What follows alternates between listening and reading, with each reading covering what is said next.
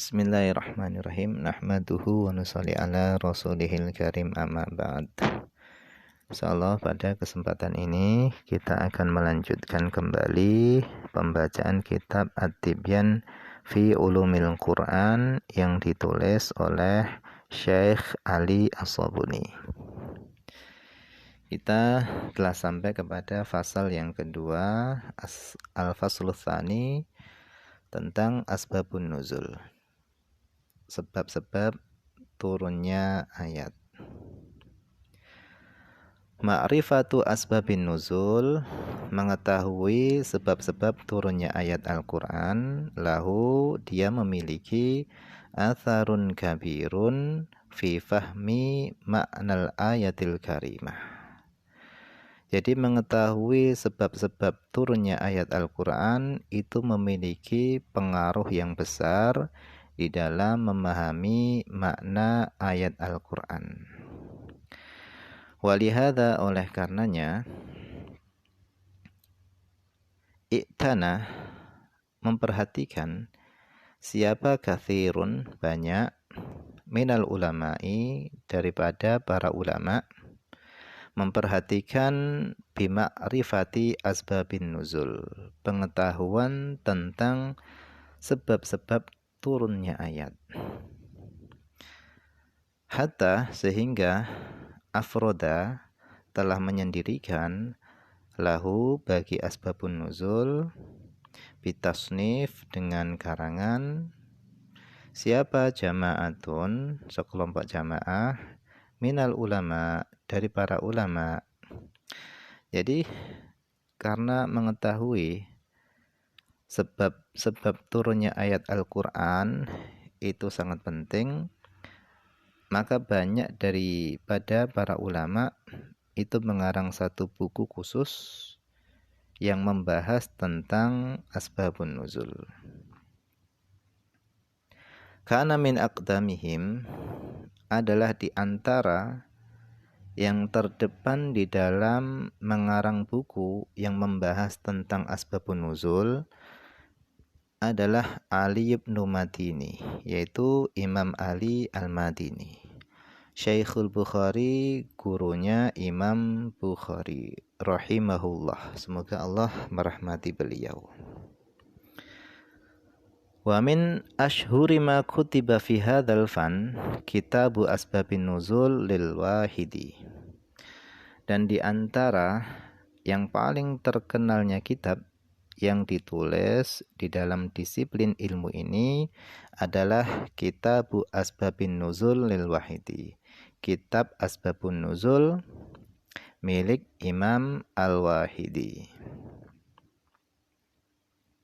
Kama allafa fihi Syekhul Islam Ibnu Hajar, sebagaimana telah menyusun fihi, di dalam Asbabun Nuzul, siapa Syekhul Islam Ibnu Hajar Al-Asqalani, wa allafa, dan telah menyusun fihi, di dalam Asbabun Nuzul, aidan juga siapa Al-Allamah As-Suyuti, yaitu Imam Suyuti.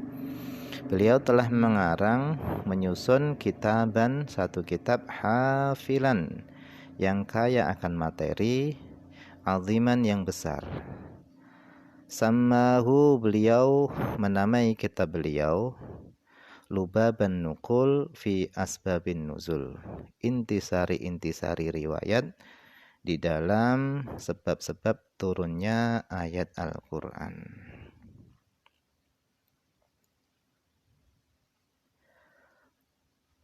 Wali ma'rifati ahammiyati hadzan naw' min ulumil Quran, dan untuk mengetahui pentingnya macam ini, min ulumil Quran, daripada ilmu-ilmu Al-Quran, maksudnya mengetahui pentingnya asbabun nuzul,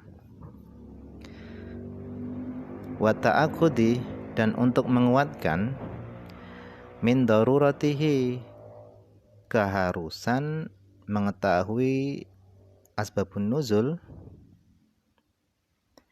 li fahmi ma'anil ayatil karimah, untuk memahami makna-makna ayat Al-Quran.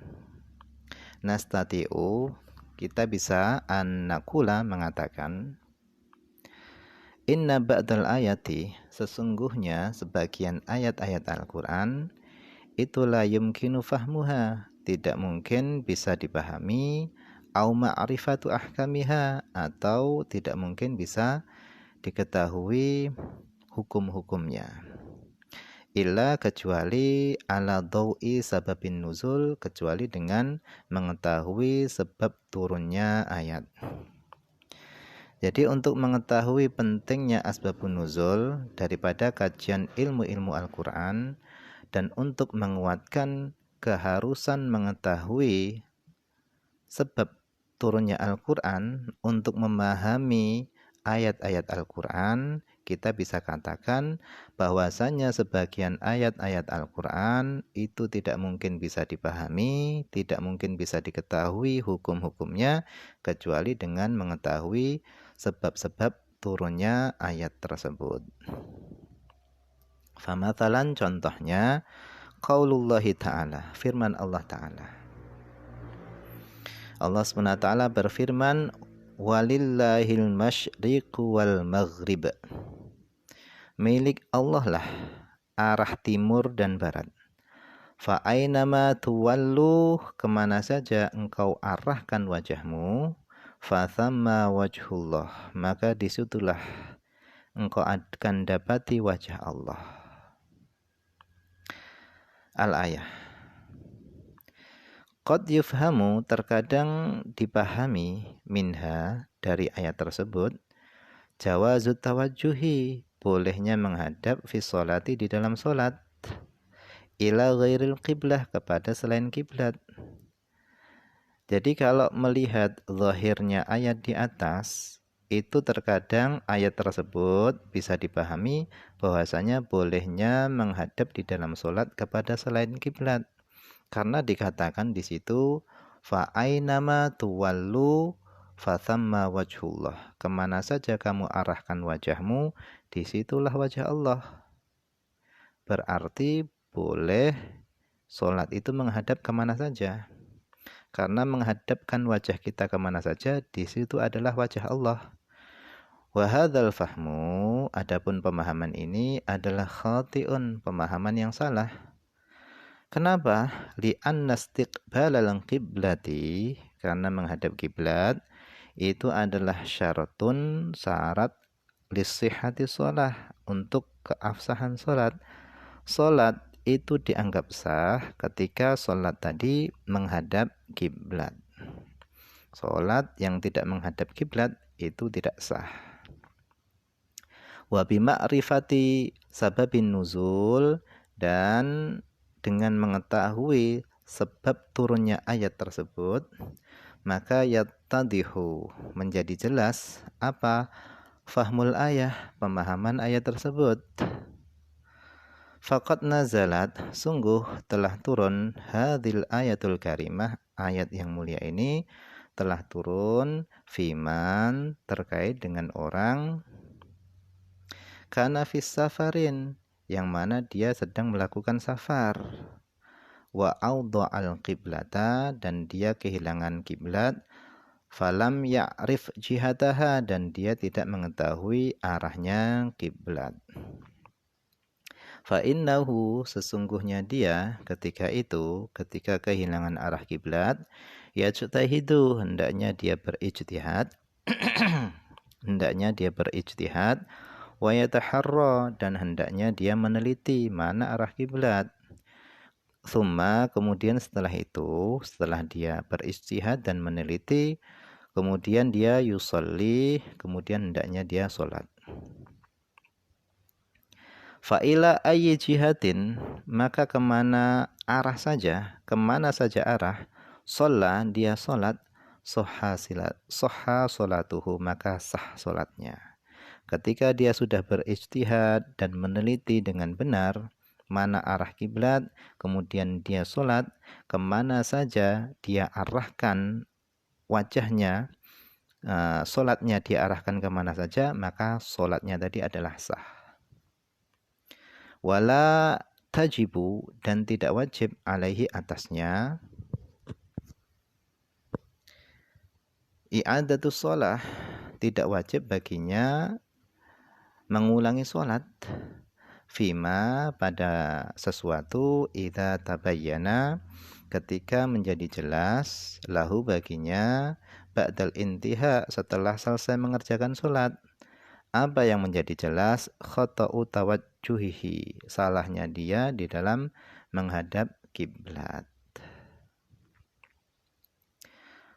Fal ayatu maka adapun ayat tersebut idzan jika demikian laisat ammatan bukanlah bersifat umum akan tetapi ayat tersebut adalah bersifat khusus. Hiya adapun ayat tersebut itu khossatun itu bersifat khusus fiman bagi orang jahilal kiblata yang tidak mengetahui arah kiblat falam ya'rif jihadaha dan dia tidak mengetahui arah kiblat. Wa mithalun akharu dan contoh yang lainnya yang menunjukkan pentingnya mengetahui sebab-sebab turunnya Al-Quran adalah ayat yang berbunyi laisa 'alal ladzina amanu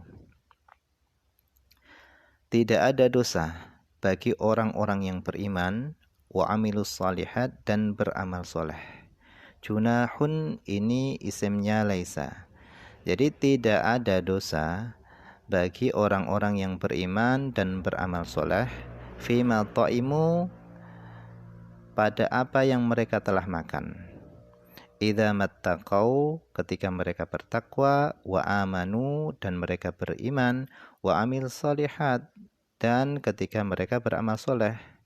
Tsumma taqau kemudian mereka bertakwa wa amanu dan mereka beriman tsumma taqau kemudian mereka bertakwa wa ahsanu dan mereka berbuat baik wallahu yuhibbul muhsinin dan Allah menyukai orang-orang yang berbuat baik. Innama hanya saja nazalat turun ayat tadi itu fil khamri di dalam masalah khamr. Jadi ayat ini turun terkait dengan masalah khamr. Wa qad yufhamu dan terkadang dipahami min hadzal nassil karim daripada nas yang mulia ini ibahatu syurbil khamri bolehnya meminum khamr. Jadi kan tadi dikatakan di dalam ayat tidak ada dosa bagi orang yang beriman dan beramal soleh pada apa yang mereka makan. Nah terkadang bisa dipahami juga dari ayat di atas bolehnya meminum khamr. Kama dhanna ba'dul jahalah sebagaimana telah menduga siapa ba'dul jahalah sebagian orang-orang bodoh. Haitsu qalu di mana mereka mengatakan al-khamru adapun khamr itu mubahatun itu diperbolehkan. Wahtaju dan mereka berhujjah bil ayatil karimah dengan ayat ini. Walau alimu dan seandainya mereka mengetahui sababa nuzuliha sebabnya turunnya ayat tersebut lam yaftaru dzalika niscaya mereka tidak akan membuat-buat hal itu. Faqad ruya sungguh telah diriwayatkan annahu bahasanya lamma nazala tahrimul khamri tatkala turun ayat tentang pengharuman khamr fi qaulih ta'ala di dalam firman Allah ta'ala innamal khamru wal maisiru wal ansabu wal azlam rijsun min amali syaitan fajtanibuhu la'allakum tuflihun.